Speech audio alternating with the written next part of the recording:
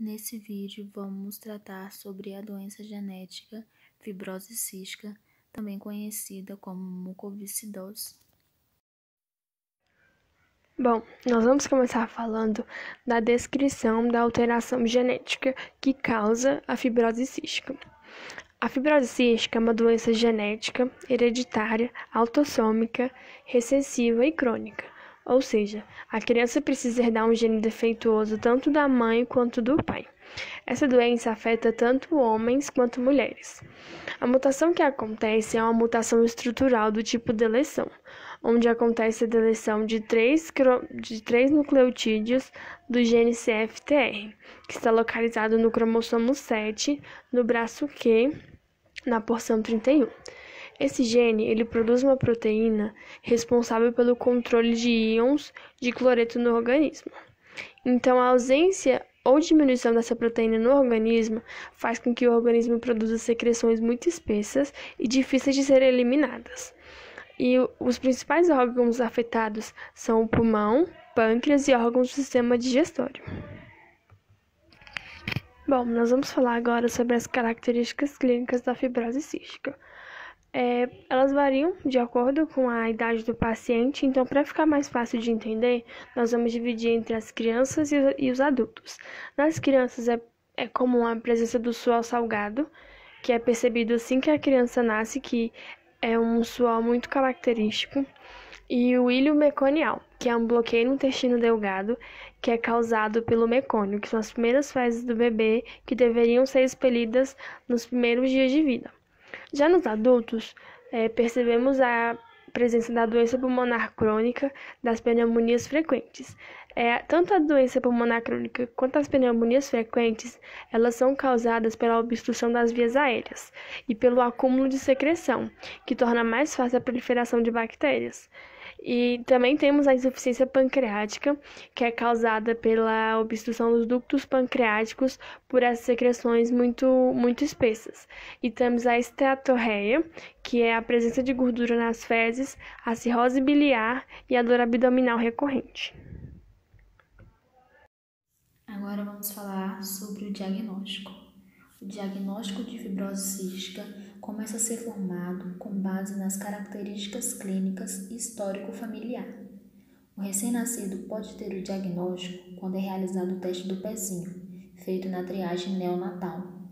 Importante lembrar que a triagem neonatal não confirma ou exclui o diagnóstico de fibrose cística, mas se identifica se o recém-nascido tem o risco ou não de ter a doença. Logo, a triagem não exclui o diagnóstico de fibrose cística. O teste do pezinho baseia-se na quantidade de tripsinogênio imunorreativo em 2 dosagens. Quando o resultado dá positivo, deve ser feito um segundo teste, como o teste genético ou o teste do suor. O teste do suor vai ser realizado no bebê estimulando o suor e com ele será medido o nível de cloro. Quando o nível de cloro é superior a 60 milimoles por litro em 2 dosagens, pode-se ter uma confirmação juntamente com as características clínicas. O teste genético pode ser feito a partir de uma amostra de sangue ou tecido, onde é identificado mutações relacionadas à fibrose cística. Pode ser feito também um teste de função da proteína CFTR. Após a análise, é confirmado ou excluído o diagnóstico para a fibrose cística. Tratamento da fibrose cística.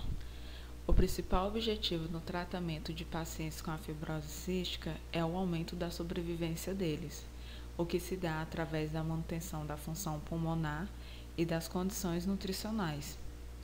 Diante disso, é necessário manter os pulmões sempre livres dos acessos de secreções e de infecções. O esquema de tratamento da fibrose cística inclui na ingestão de enzimas. Teremos aquelas enzimas para auxiliar na digestão e também tem as enzimas para o controle do pâncreas. O tratamento deve ter um grande suporte nutricional também, isso é fundamental. Ele deve ser rico em calorias, proteínas e carboidrato, para favorecer o ganho do peso dos pacientes. Além disso, também deve conter boas quantidades de nutrientes. Os medicamentos, vamos ter aqueles broncodilatadores, que irá para servir para abrir as vias respiratórias deles. O antibiótico, eles funcionam apenas em infecções bacterianas. E pessoas com a fibrose cística estão mais expostas a bactérias, principalmente nos pulmões. Os anti-inflamatórios, ele já vai servir para aquelas pequenas inflamações onde está te causando uma dor, um desconforto, até mesmo uma febre e uma dor além, né? Também iremos ter as fisioterapias respiratórias.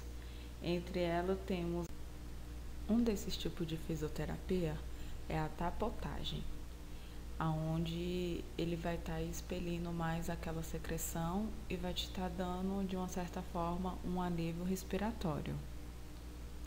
Também temos as posturas de drenagem, que vai drenar os líquidos dos pulmões de cada um de uma certa forma. Também temos a técnica de expiração forçada, conhecida como TEF, exercício de expansão torácica, EET, e o controle da respiração. Por fim, os cuidados de enfermagem.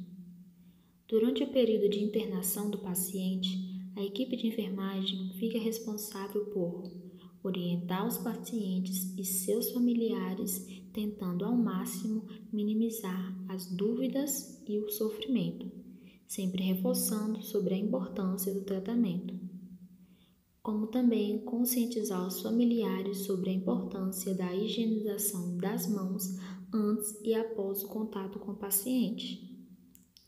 Ensinar ao paciente e à família de como devem prevenir as infecções. Fazer um monitoramento do paciente.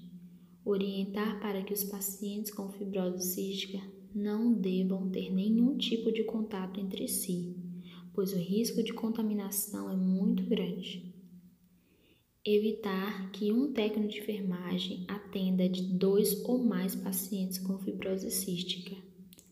Buscar ter empatia na relação enfermeiro-paciente, pois estamos tratando de pacientes com uma doença que muitas vezes pode desanimá-los. Assim, temos que buscar ajudá-los na parte da aceitação e expectativa de melhora.